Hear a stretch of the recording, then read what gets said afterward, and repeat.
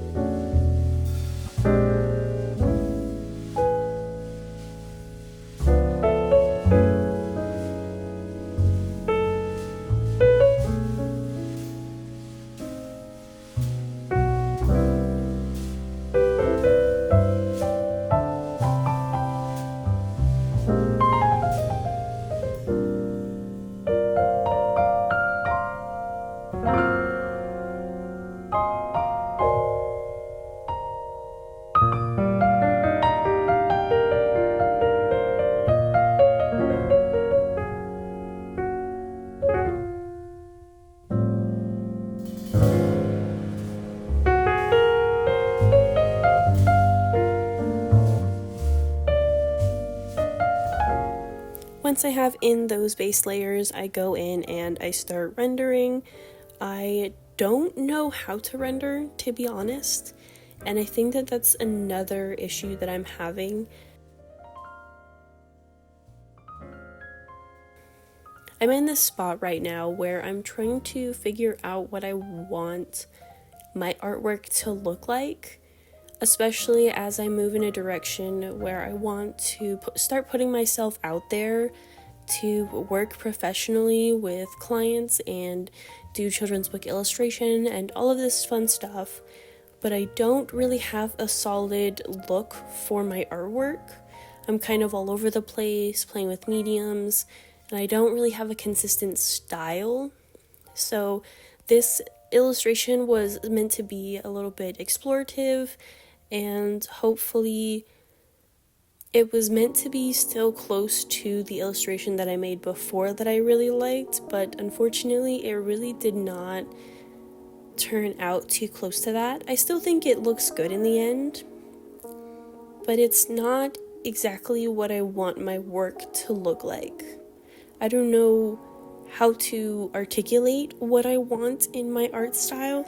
I just know that there are certain things, certain techniques that I used in this illustration that I definitely don't want to use in my future work. But that's also a really important part of the learning process. When you're trying to find what you like, it's also important to find things that you don't like and to avoid continuing to do those things in future work. So even though this wasn't exactly what I wanted it to be, it did help inform me in ways to not proceed, if that makes any sense.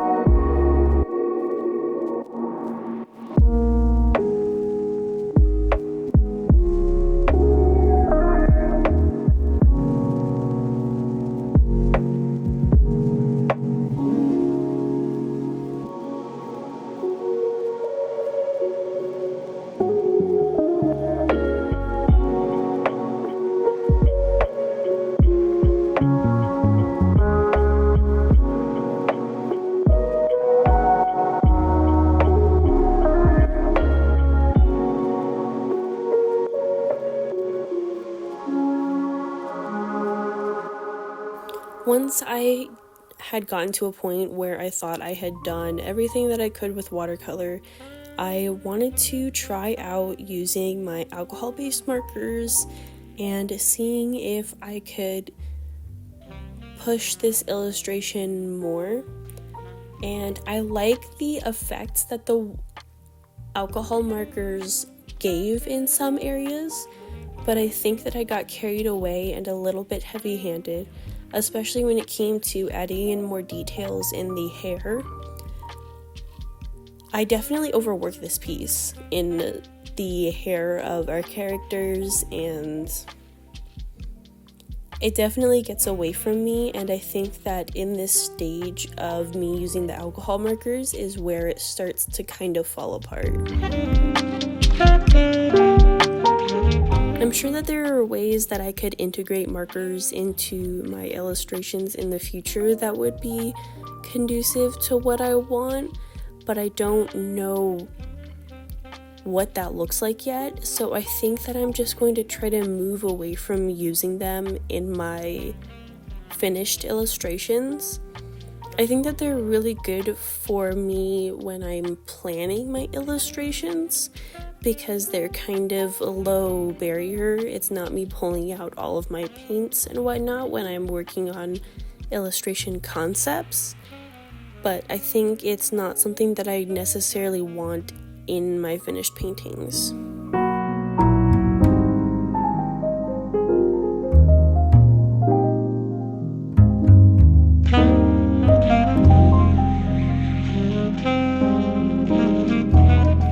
after the alcohol marker stage, I go back in with a little bit of watercolor and add in another layer to the hair of both of our characters, making them a little bit darker to bring in more values in the piece. I think that definitely helped make the hair more cohesive because, like I said, I definitely overdid it with the markers, especially in the hair of our characters.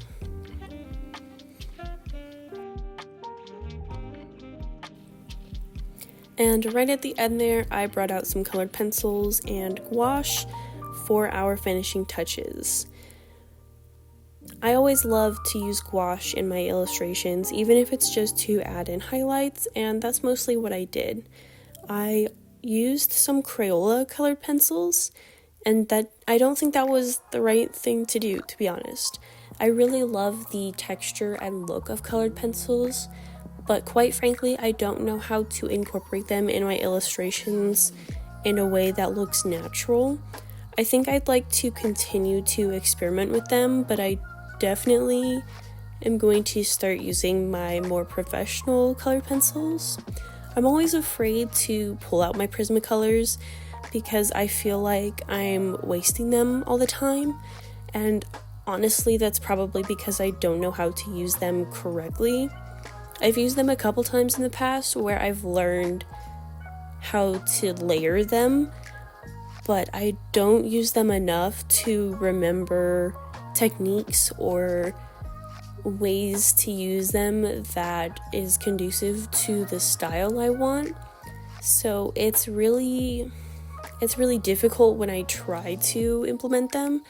When I see other artists use them, I am in awe of the incorporation of textures in their work, and I just don't know how I can get that into my work. But that's another reason why I like having the contrast of watercolor and gouache sometimes, because you can get very different looks with them because of the levels of opacity that you can change. So it's definitely a tricky balance that I'm going to have to continue to work on.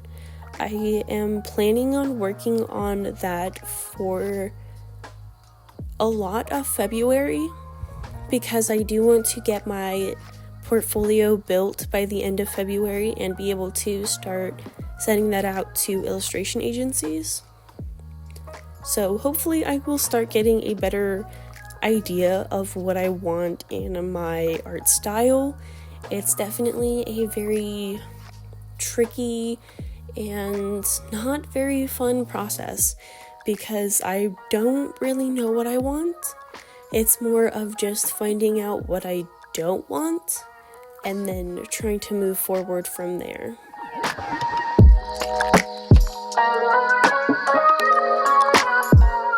I'm not mad at this illustration. I just went overboard with some things, like the outlines and details in the hair were way too much. I have a lot of work to do in my style exploration, and I will definitely be keeping you guys posted. If you enjoyed this video and you want to see more like it, I highly recommend subscribing. If you want to maybe support my art career further, you can head over to my Patreon linked in the description and check out our tiers there. I would love to see you guys over there, or you can just leave this video a like and a comment or whatever you feel like doing. Thank you so much for watching all the way to the end, and I will see you guys next time. Bye.